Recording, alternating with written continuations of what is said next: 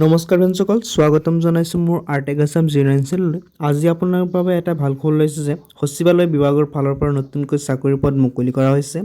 Junior ছেক্ৰেটাৰিয়েল এছিষ্টেণ্টৰ পদ ইয়াতে মুকলি কৰা হৈছে। ইয়াতে যদি আপোনালোকে চাকৰিৰ বাবে আবেদন কৰিব খোজে, ইয়াতে আপোনালোকৰ 10 পাছ 12 পাছ কৰাসকলে আবেদন কৰিব পাৰিব। লগতে এই চাকৰিসমূহ গ্ৰেড 3 আৰু গ্ৰেড 4 চাকৰি হয়। লগতে ইয়াতে আপোনাৰ চেলাৰীসমূহ 20,000 টকাৰ পৰা আৰম্ভণি হ'ব। তো আপোনালোকে যদি আবেদন কৰিব খোজে তো ভিডিঅ'টো আপোনালোকে শেষলৈ চাই থাকিব।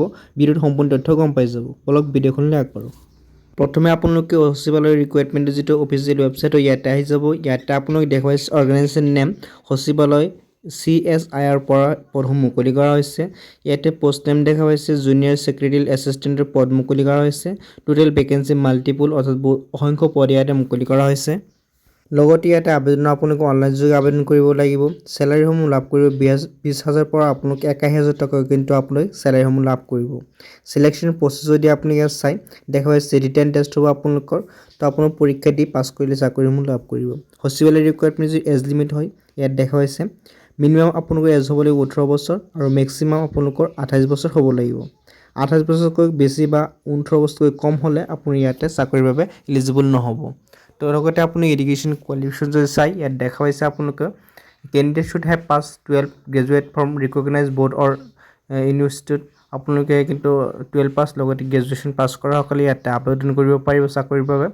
লগতে আপোনালোকে ইম্পৰ্টেণ্ট ডেটসমূহ ইয়াতে পাই যাব। ইয়াত দেখা পাইছে starting date for apply online 4 এপ্ৰিলৰ পৰা আপোনালোকৰ আবেদনসমূহ আৰম্ভণি হৈছে আৰু আপুনি যিটো লাষ্ট ডেট হ'ব এইটো হ'ব আপোনালোকৰ 5 মে 2025 লৈ কিন্তু আপোনালোকে আবেদনসমূহ কৰিব পাৰিব। ইম্পৰ্টেণ্ট লিংক আপোনালোকে ক'ত পাব ইয়াত দেখাইছে আপুনি ইম্পৰ্টেণ্ট লিংক বুলি লিখা পাব এইখন পেজতে। এই পেজখনৰ লিংক মই ডিছক্ৰিপশ্যনত দি থৈছোঁ, তাৰ পৰা আপোনালোকে এইখন পেজলৈ আহি যাব প্ৰথমে। তাৰপিছত আপুনি ইয়াত স্ক্ৰল ডাউন কৰি তলত আহি যাব। ইয়াত দেখাইছে এপ্লাই অনলাইন ক্লিক হিয়াৰ অপশ্যন এটা পাব। এই অপশ্যনটো আপুনি ক্লিক কৰি কিন্তু আপোনালোকে আবেদনসমূহ কৰিব পাৰিব। লগতে আপুনি ডাউনলোড অফিচিয়েল নটিফিকেশ্যনসমূহ ইয়াতে পাই যাব। তো আপোনালোকে যদি চাব খোজে তো ইয়াৰ পৰা ডাউনলোড কৰি লৈ চাব পাৰিব। যদি কিবা সুবিধা পায় বা ভিডিঅ'ৰ বুজত কিবা সুবিধা পায় কমেণ্টত জনাব আৰু এপ্লাই কৰোঁতে যদি আপোনালোকে কিবা সুবিধা পায় কমেণ্টত জনাব, মই আপোনালোকক হেল্প কৰিবলৈ চেষ্টা কৰিম। যদি ভিডিঅ'টো আপোনাক ভাল লাগে তেতিয়া ভিডিঅ'টো লাইক কৰিব। লগতে মোৰ চেনেলটো ছাবস্ক্ৰাইব কৰি লগত থাকিব। লগ পাম অন্য এটা ভিডিঅ'ত। ধন্যবাদ।